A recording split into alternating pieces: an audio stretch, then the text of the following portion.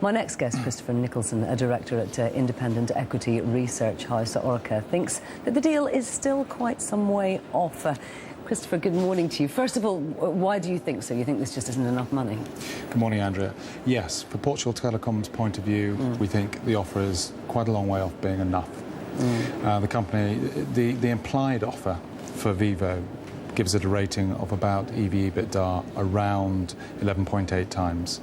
That's supposed to include a control premium, and the company is growing strongly. EBITDA was up to 39%. Year on year, and when we compare that with companies with a similar type of growth and margin profile, ISAT, for example, is trading at 11 times at the moment and has a 5-year average of around 12 times. If you made a bid for ISAT, we would expect a premium of 2, 3, maybe even 4 turns on that. So in this case, we think that given the growth profile, it's probably worth a bit more anyway, maybe a couple of turns. But from PTC's point of view, we think it's more like 3 to 4 turns, and we think PTC should be looking at 8 to 10 billion euros because of the strategic importance.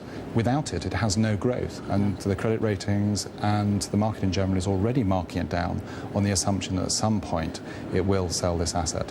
Do you think the shareholders are likely to agree with this view? Well, they're being lobbied very strongly that they ought to agree for 6.5 billion, and they're getting a very good deal as a result. As I've outlined, we would not be convinced of that. Shareholders may well be worried that if they don't say yes today, it'll never come back to the table, or not within the mid-term. But I think what's interesting are Telefonica's historical comments since the beginning of the partnership almost, and certainly over the last 5 years, and particularly under César Alierta at Telefonica, which is they've always said, we will at some point gain control of Vivo. Now, if that's true, and we would say, given the number of times they repeated it, they're very clear about that, then shareholders ought to be not too impatient to accept this higher bid yet. Indeed. It sounds a little more positive, doesn't it, when you put it like that? Well, I think so. And the other thing is that Telefonica has always been very certain when analysts have inquired at capital markets days and at results meetings and in conversations on a one-to-one basis, we've always regularly inquired how and when.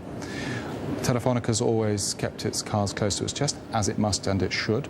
But of course, when it transpires that they may well be able to prevent PTC from taking the dividend, this is what will give them great confidence that there will be a time when they will take control of Vivo.